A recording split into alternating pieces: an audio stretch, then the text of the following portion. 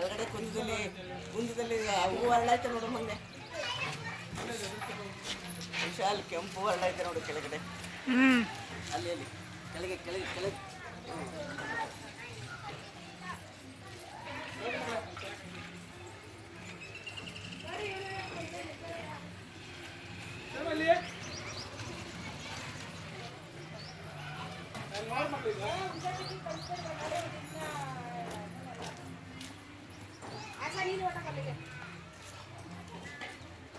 Okay ಜ್ಯೋತಿ mobile ಸಕದ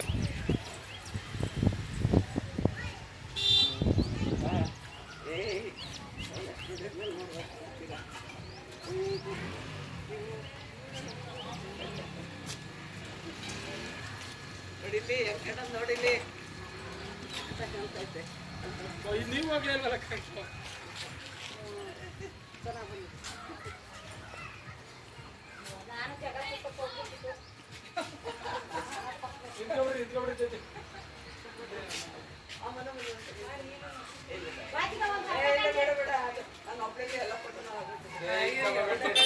ಜ್ಯೋತಿ ಗೊತ್ತಾಯಿಲ್ವಾ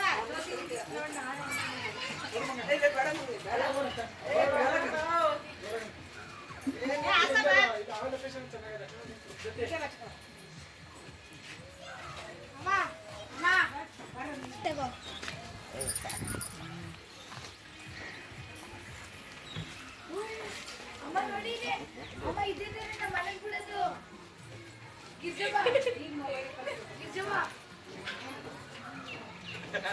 ಆಶಮ್ಮ ಅಪ್ಪ ಇದು ನಮ್ಮ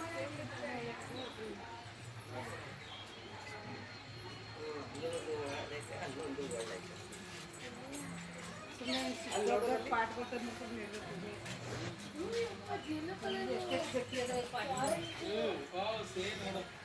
ಅದೊಂದು ಪಡಿ ಇದೊಂದು ಪಡಿ ತಗೊಂಡಂಗೆ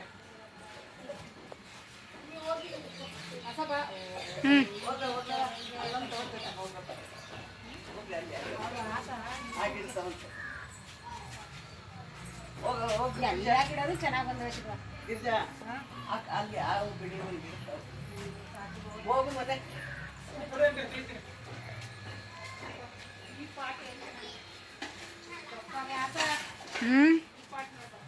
ನೋಡಿದೆ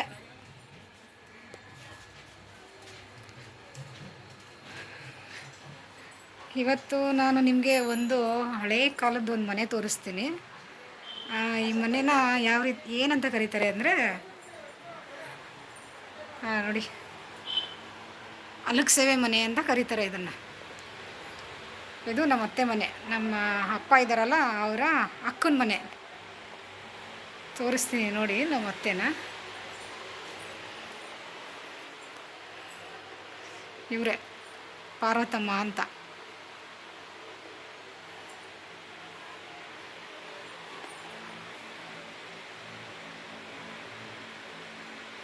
ಅಲುಕ್ ಸೇವೆ ಮನೆ ಮೊದಲು ಇನ್ನೂ ಒಂದು ಸ್ವಲ್ಪ ಚೆನ್ನಾಗಿತ್ತು, ಈಗ ಸ್ವಲ್ಪ ಎಲ್ಲ ಆಲ್ಟ್ರೇಷನ್ ಮಾಡಿಸ್ಕೊಬಿಟ್ಟಿದ್ದಾರೆ.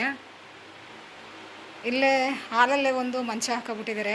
ಅತ್ತೆ ಇಲ್ಲೇ ಟಿ ವಿ ನೋಡೋದಕ್ಕೆ ಯಾವಾಗಲೂ ಹತ್ರ ಆಗಬೇಕು ಅಂತ ಹೇಳಿ ಇಲ್ಲೇ ಒಂದು ಮಂಚ ಹಾಕೊಂಡಿದ್ದಾರೆ.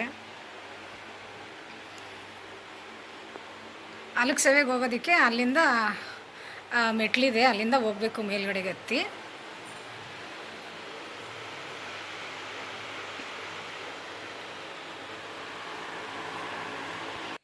ನೋಡಿ ಇವರೇ ನಮ್ಮ ಅತ್ತೆ ಪಾರ್ವತಮ್ಮ ಅಂತ. ಅದೇ ನಿಮ್ಗೆ ಎಷ್ಟು ಏಜ್ ಈಗ? 71. ಅವ್ರಿಗೊಂದು ಸ್ವಲ್ಪ ಹುಷಾರಿಲ್ಲ ಈಗ, ಅದಕ್ಕೆ ನಾನು ಸಡನ್ನಾಗಿ ಬಂದೆ ನೋಡೋದಕ್ಕೆ. ರೆಡಿಯಾಗಿಲ್ಲ. ಅವ್ರನ್ನೇನಾದರೂ ನೀವು ರೆಡಿಯಾಗಿ ನೋಡಿದ್ರೆ ಅವ್ರು ಹೇಳಿರೋ ವಯಸ್ಗೂ ಅವ್ರಿಗೂ ಏನು ಅಂತ ಮಾತಾಡ್ತೀರಾ ನೀವು. ಇದು ಅವ್ರ ದೇವ್ರ ಮನೆ ನೋಡಿ. ನಮ್ಮ ಅತ್ತೆಗೆ ದೇವರು ಅಂದರೆ ತುಂಬ ಭಕ್ತಿ, ಆದ್ದರಿಂದ ಎಲ್ಲ ದೇವ್ರುಗಳನ್ನೂ ಇಟ್ಕೊಂಡಿದ್ದಾರೆ. ತುಂಬ ಚೆನ್ನಾಗಿ ಪೂಜೆ ಮಾಡ್ತಾರೆ.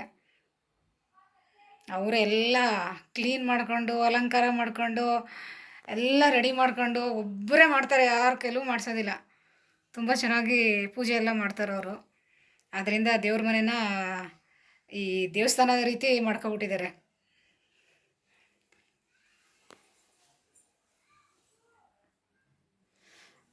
ಆಮೇಲೆ ಯಾರು ಬಂದರೆ ಕಾಣಬಾರ್ದು ಅಂದ್ಬಿಟ್ಟು ಇದು ಇರಲಿಲ್ಲ ಫಸ್ಟು, ಈಗ ಒಂದು ಡೋರ್ ರೀತಿ ಮಾಡ್ಕೊಂಡಿದ್ದಾರೆ.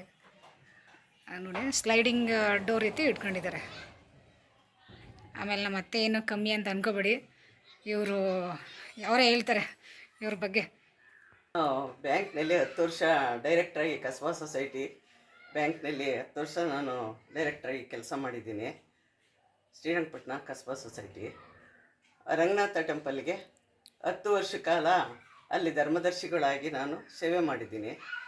ನಿಮಿಷಾಂಬ ದೇವಸ್ಥಾನದಲ್ಲೂ ಸಹ ನಾನು ಅಲ್ಲಿ ಧರ್ಮದರ್ಶಿಗಳಾಗಿ ದಾಸೋಭವನ ನಮ್ಮ ಹ್ಯಾಂಡ್ ಓವರಲ್ಲೇ ಅದು ಗುದ್ಲಿ ಪೂಜೆ ಮಾಡಿ ನಾವು ಅದನ್ನು ದಾಸೋಭವನನ ನಿಮಿಷಾಂಬ ದೇವಸ್ಥಾನದಲ್ಲಿ ಕಟ್ಟಿಸಿದ್ವಿ.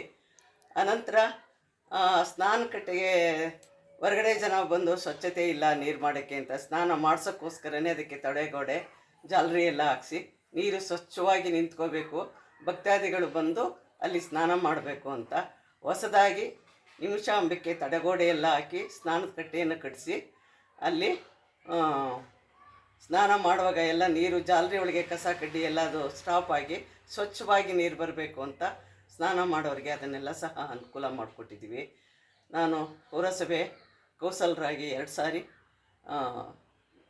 ಜನಗಳ ವಾರ್ಡ್ಗಳಲ್ಲಿ ಬೇಕಾದಷ್ಟು ಓರಿ ಆಗಿರ್ಬೋದು, ಲೈಟ್ ಆಗಿರ್ಬೋದು, ಎಲ್ಲ ಕೆಲಸನೂ ತುಂಬ ಸ್ಪರ್ಧೆಯಿಂದ ಯಾರ ಹತ್ರನೂ 1 ರೂಪಾಯಿ ನನ್ನ ಲಂಚ ಅಂತ ಇಸ್ಕೊಳ್ದೇನೆ ಯಾರ ಹತ್ರನೂ ಇಲ್ಲಿವರೆಗೂ ಪಾರತಮ್ಮ ಯಾರ ಹತ್ರನೂ ಕೈ ಚಾಚಿ ಒಬ್ಬರ ಹತ್ರ ದುಡ್ಡು ಇಸ್ಕೊಂಡಿಲ್ಲ. ಕಾಂಟ್ರಾಕ್ಟ್ದಾರ ಹತ್ರನೂ ನನಗೇನು ಕಮಿಷನ್ ಬೇಕಾಗಿಲ್ಲ, ಏನು ಕೆಲಸ ಮಾಡ್ತೀರಿ ಅದು ಕರೆಕ್ಟಾಗಿ ನೀವು ಕೆಲಸ ಮಾಡಿ, ಇವತ್ತು ಹಾಕಿ 15 ದಿವಸಕ್ಕೇ ಕಿತ್ತೋಗಿ ಮೇಕೆ ಎದ್ದೇಳುವಂಗೆ ರೋಡ್ ಮಾಡಬೇಡಿ, ಚೆನ್ನಾಗಿ ನೀವು ರೋಡ್ ಕೆಲಸ, ಲೈಟ್ ಕೆಲಸ, ಮೋರಿ ಕೆಲಸ ಎಲ್ಲ ಮಾಡಬೇಕು ಅಂತ ಸ್ಪರ್ಧೆಯಿಂದ ನಾನು ಅದನ್ನು ಎಲ್ಲ ಕೆಲಸ ಮಾಡಿದ್ದೀನಿ. ಇವತ್ತಿಗೂ ಎಲ್ಲ ವಾರ್ಡವರು ನನ್ನ ಮನೆ ಹತ್ರ ಬಂದರೆ, ಅಮ್ಮ ನೀವು ಇನ್ನೊಂದು ಸಾರಿ ಯಾಕೆ ನಿಂತ್ಕೋಬಾರ್ದು, ನೀವು ಗೆಲ್ಲಬೇಕು, ನಿಮ್ಮಂಥವ್ರು ಬರಬೇಕು, ಎಷ್ಟು ಚೆನ್ನಾಗಿದ್ದಾಗ ನಿಮ್ಮ ವೈದ್ಯ ಒಳಗೆ ನಮಗೆ ಎಲ್ಲ ವಾರ್ಡಲ್ಲೂ ಎಷ್ಟು ಚೆನ್ನಾಗಿ ಕೆಲಸ ಆಯ್ತಿತ್ತು.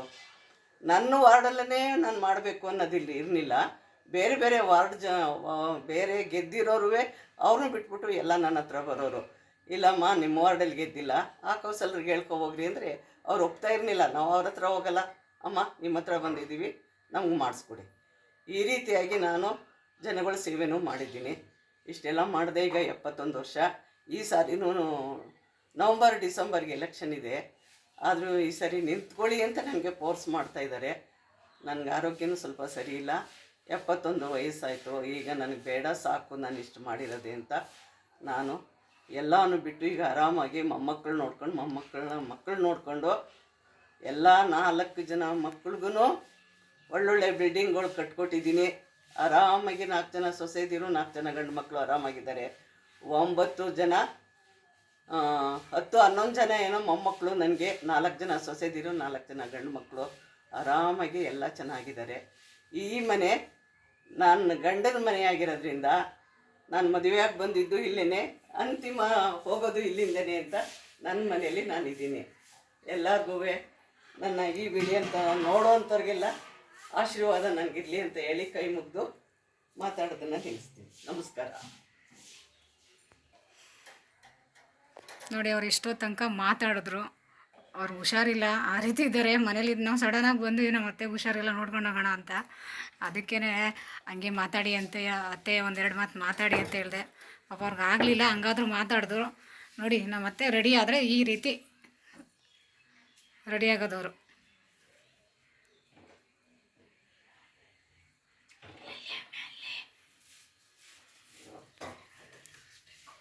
ಫೋಟೋ ತೋರಿಸ್ಬೇಕಂತೆ.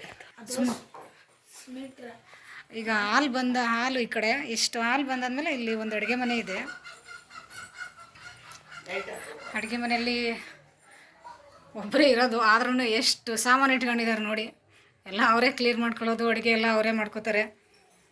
ಅವ್ರ ಮಕ್ಕಳಿಗೆಲ್ಲ ಮನೆ ಕಟ್ಕೊಟ್ಟಿದ್ದಾರೆ, ತೋಟದ ಮನೆ ಎಲ್ಲ ಅಲ್ಲೇ ಇದ್ದಾರೆ. 4 ಜನನು ಇವರು ಒಬ್ಬರೇ ಇದೇ ಮನೇಲಿ ಇದ್ದಾರೆ. ನಾವು ಚಿಕ್ಕವರಾಗಿದ್ದಾಗೆಲ್ಲ ಈ ಮನೆಗೆಲ್ಲ ಬರ್ತಿದ್ವಿ.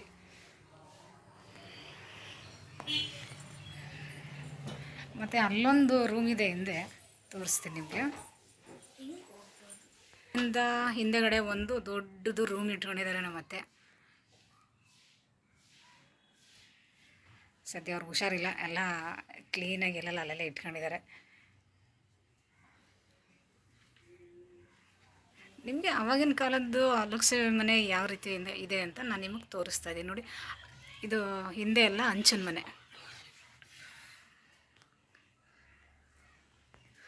ಲಕ್ಷ್ಮಿ ಮನೆ ಯಾವ ರೀತಿ ಹೋಗಬೇಕು ಅನ್ನೋದು ತೋರಿಸ್ತೀನಿ ಈಗ ನಿಮಗೆ ನೋಡಿ.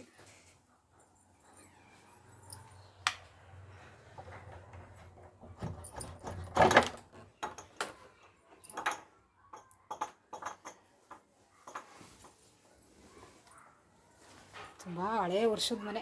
ಅದೇ ಇದು ಎಷ್ಟು ವರ್ಷ ಆಗಿದೆ ಮನೆ? ಇಲ್ಲಿಗೆ 69ರಲ್ಲಿ ಮನೆ ಕಟ್ಟಿರೋದು ಇದು. ಇಲ್ಲಿಗೆ ಆಗಿರ್ಬೇಕು 50-60 ವರ್ಷ ಆಗಿರ್ಬೇಕು. 50-60 ವರ್ಷ ಆಗಿದೆ ಈ ಮನೆಗೆ ನೋಡಿ. ಲಕ್ಷ್ಮಿ ಮನೆ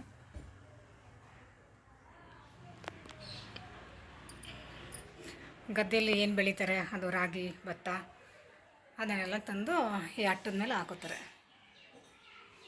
ಈ ಕಾಯಿಗಳು ಕೊಬ್ಬರಿ ಕಾಯಿ ಮತ್ತು ಇವ್ರ ಹತ್ರ ಮಾವಿನ ತೋಟ ಇದೆ. ಮಾವಿನಕಾಯಿ ಎಲ್ಲನೂ ಹಣ್ಣು ಮಾಡೋದಕ್ಕೆ ಇಡ್ತಾರೆ ಇಲ್ಲೆಲ್ಲ.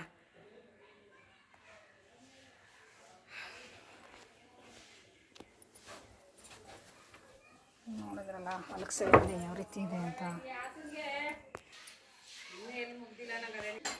ನೋಡಿದ್ರಲ್ಲ ಲಕ್ಷ್ಮಿ ಮನೆ ಯಾವ ರೀತಿ ಇದೆ ಮೇಲ್ಗಡೆ ಎಲ್ಲ ತೋರಿಸಿದ್ದೀನಿ. 50-60 ವರ್ಷ ಆಗಿದೆ ಈ ಮನೆಗೆ.